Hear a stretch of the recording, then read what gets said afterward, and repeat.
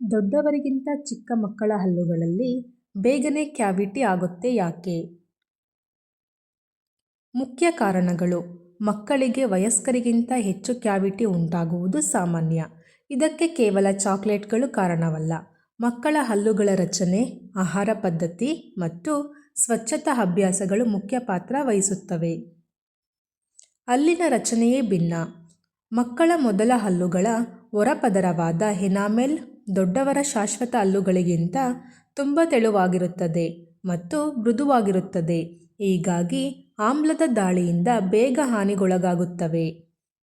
ಸ್ವಚ್ಛತಾ ಅಭ್ಯಾಸದ ಕೊರತೆ: ಮಕ್ಕಳು ಹಲ್ಲುಜ್ಜುವಾಗ ಇನ್ನೂ ಸರಿಯಾದ ತಂತ್ರವನ್ನು ಕಲಿಯುತ್ತಿರುತ್ತಾರೆ.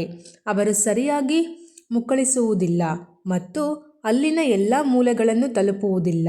ಇದು ಬ್ಯಾಕ್ಟೀರಿಯಾದ ಶೇಖರಣೆಗೆ ಕಾರಣವಾಗುತ್ತದೆ.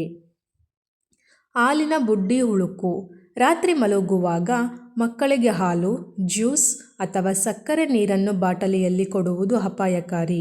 ರಾತ್ರಿಯಿಡೀ ಬಾಯಿಯಲ್ಲಿ ಉಳಿಯುವ ಈ ಸಕ್ಕರೆಯು ಹಲ್ಲುಗಳ ಸುತ್ತ ಆಮ್ಲವನ್ನು ಸೃಷ್ಟಿಸಿ ತೀವ್ರ ಉಳುಕಿಗೆ ಕಾರಣವಾಗುತ್ತದೆ.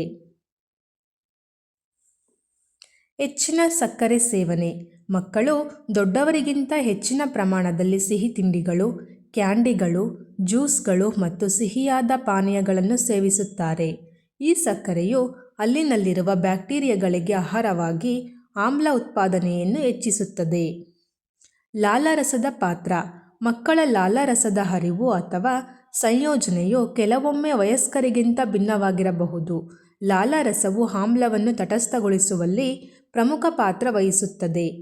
ಒಟ್ಟಾರೆ ತಿನ್ನುವುದು: ಮಕ್ಕಳು ದಿನವಿಡೀ ಆಗಾಗ್ಗೆ ಸಣ್ಣ ಪ್ರಮಾಣದ ಆಹಾರ ಅಥವಾ ತಿಂಡಿಗಳನ್ನು ತಿನ್ನುತ್ತಾರೆ. ಪ್ರತಿ ಬಾರಿ ತಿಂದಾಗಲೂ ಆಮ್ಲ ಉತ್ಪಾದನೆಯಾಗುತ್ತದೆ. ಆಗಾಗ್ಗೆ ತಿನ್ನುವುದರಿಂದ ಆಮ್ಲವನ್ನು ತಟಸ್ಥಗೊಳಿಸಲು ಹಲ್ಲುಗಳಿಗೆ ಸಮಯ ಸಿಗುವುದಿಲ್ಲ. ಕುಳಿಗಳ ರಚನೆ: ಮಕ್ಕಳ ದವಡೆ ಹಲ್ಲುಗಳ ಮೇಲ್ಮೈಯಲ್ಲಿರುವ ಸಣ್ಣ ಕುಳಿಗಳು ಆಳವಾಗಿರುತ್ತವೆ. ಇಲ್ಲಿ ಆಹಾರದ ಕಣಗಳು ಸುಲಭವಾಗಿ ಸಿಲುಕಿಕೊಳ್ಳುತ್ತವೆ ಮತ್ತು ಬ್ರಷ್ನಿಂದ ತೆಗೆಯುವುದು ಕಷ್ಟವಾಗುತ್ತದೆ. ಡೆಂಟಲ್ ಸೀಲಂಟ್ಗಳು: ಮಕ್ಕಳ ದವಡೆ ಹಲ್ಲುಗಳ ಮೇಲೆ ಸೀಲಂಟ್ ಎಂಬ ರಕ್ಷಣಾತ್ಮಕ ಲೇಪನವನ್ನು ಹಾಕಿಸುವುದರಿಂದ ಆಹಾರ ಕಣಗಳು ಕುಳಿಗಳಲ್ಲಿ ಸಿಲುಕುವುದನ್ನು ತಡೆಯಬಹುದು.